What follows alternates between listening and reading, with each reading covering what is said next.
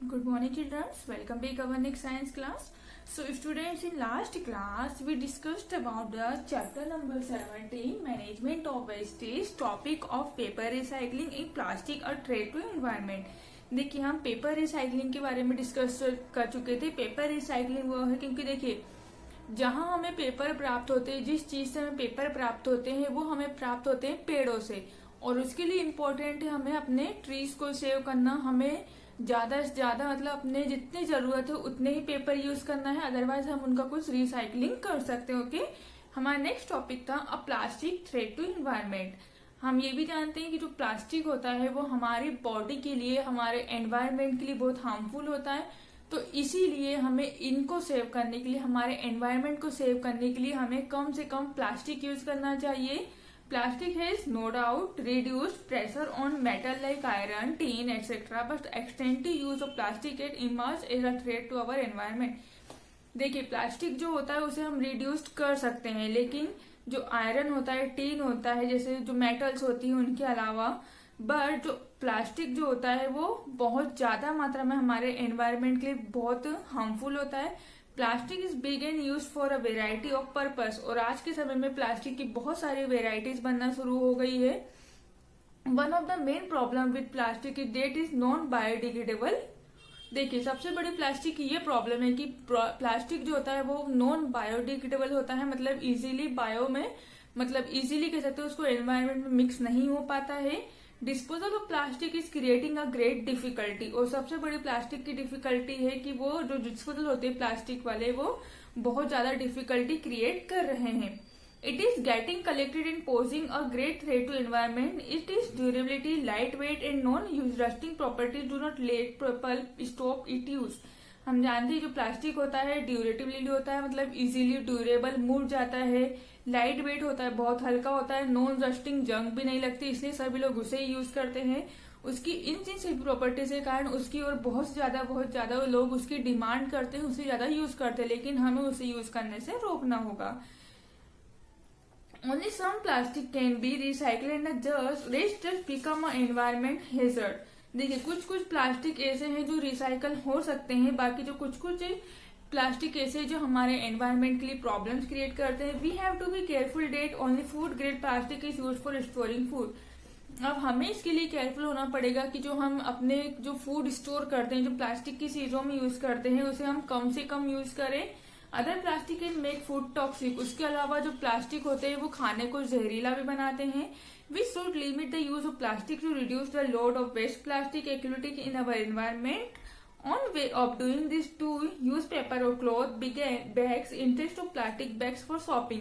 हमें हमारे लिए एक रास्ता ये भी अपनाना पड़ेगा कि जो हम प्लास्टिक बैग यूज करते हैं उसकी जगह हम पेपर बैग करना यूज करें, स्टार्ट करें।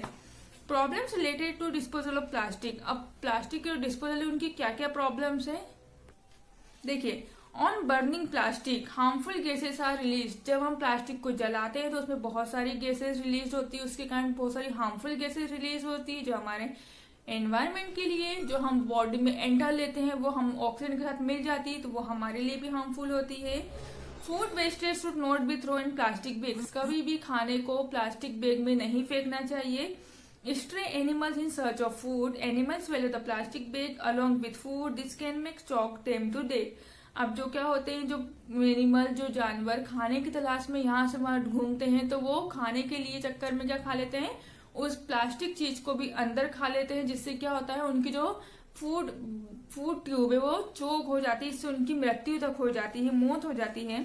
Plastic bag can also block drains and cause flooding. और जो प्लास्टिक बैग होते हैं वो ड्रेनेज सिस्टम को ब्लॉक कर देते हैं, जिससे क्या होती है फ्लोडिंग, जो पानी बाहर बहने लगता है, जो नालियों का पानी है वो बाहर रोड पर बहने लगता है, जिससे बहुत स्मेल आती है, गंदगी, बीमारियां फैलती है। तो इसलिए हमें ज्यादा से ज्यादा ये प्रिकॉशन करना है कि हमें प्लास्टिक कम से कम यूज करना है। Okay, so students, now today will start our next topic, minimizing garbage generation. Okay, you will be surprised to know that 2000 tons of garbage is generated every day in Delhi. आप ये जान के बहुत surprise होंगे कि दिल्ली में, जो दिल्ली हमारी राजधानी, हमारी इंडिया की कैपिटल है, उसमें डेली 2000 टन कचरा गार्बेज डेली निकलता है। वहां पे कितना निकलता है? 2000 टन डेली। वहां की जो जनसंख्या है, वहां की जो पॉपुलेशन है, वो इतना कचरा दिन भर में निकाल देती है। You can imagine how much garbage is generated in our country every day.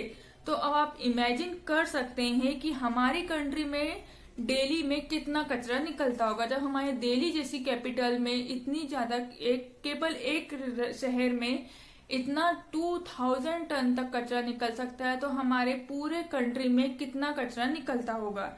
Disposal of such a waste quantity of garbage is not to an easy task.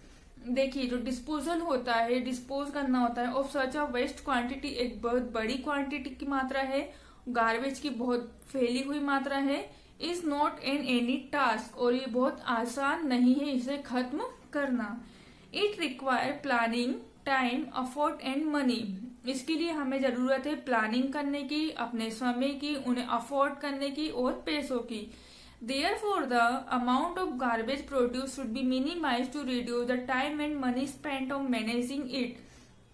देखिए, जो गार्बेज की जो मात्रा होती है, प्रोड्यूस शुड बी मिनिमाइज होती है to reduce the time, और जो हमारे समय और जो हमारा पैसा है, उसे हमें खर्च करके इस चीज को बचाना होगा, मैनेज करना होगा। We should think carefully before we throw anything. कुछ भी चीज फेंकने के लिए, कुछ भी कचरा फेंकने के लिए हमें सबसे पहले उसके बारे में केयरफुली होकर सोचना पड़ेगा। The 4 rupees recycling. देखिए, 4 RS होते हैं जिसे बोलते हैं रिसाइकलिंग। 4 RS होते हैं। फर्स्ट होता है recycling, second reusing, third refusing and fourth होता है reducing. Should be remembered and put into practice by all. तो हमें सबसे पहले इस चीज को याद करना होगा, उसके बाद हमें कुछ भी प्रैक्टिस आगे लेना होगा। Okay, so student, that's all for now. Will continue in next class. Thank you, have a nice day.